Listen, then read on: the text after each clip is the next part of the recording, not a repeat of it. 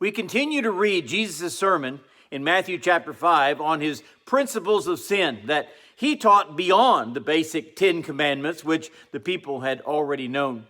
Good morning, I'm Pastor Ernie Lewis of the Blue Point Church in Sisseton, Illinois, with your thoughts for Wednesday.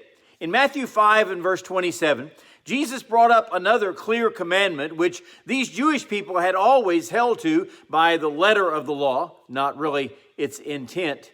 He says in verse 27, "You have heard it said to those of old, you shall not commit adultery. But I say unto you that whoever looks at a woman to lust for her has already committed adultery with her in his heart." You know, when Jesus refers to those of old who are famous for making these sayings, he's actually referring to what has become the tradition for these people to believe. Ultimately, the Torah in the Old Testament law had been interpreted by so many rabbis that it had taken on a whole new meaning for each different sect of followers. They had their traditions more than just the law. And it would seem that the group had traditionally considered the sin of adultery as only the criminal sexual intercourse between or with married persons exclusively. This type of sin was commonly dealt with through the council and had very serious consequences traditionally. But Jesus uses that phrase, "But I say unto you," to develop more the intent of the law. Whoever looks at a woman to lust for her has already committed adultery in his heart. So Jesus is dealing with the matters of the heart here, not just those outward actions.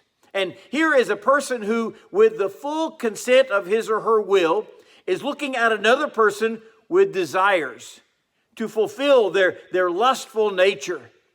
You know, the Bible speaks often about the works of the flesh, which we are not to fulfill. As a matter of fact, the Bible says that we should avoid indulging in these sins of the heart and of the mind. So now the sin of adultery goes beyond the realm of married persons alone.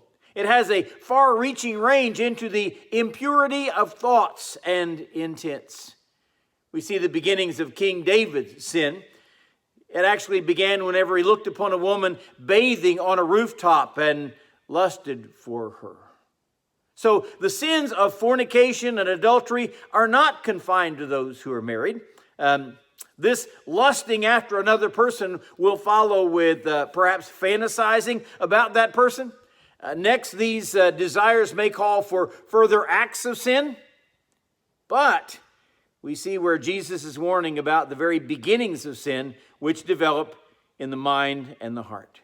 Perhaps that's why Jesus says in verse 29, "If your eye offends you, pluck it out."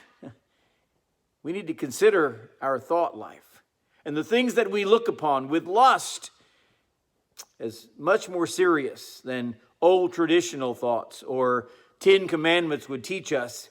Jesus said it is a sin even to think those things.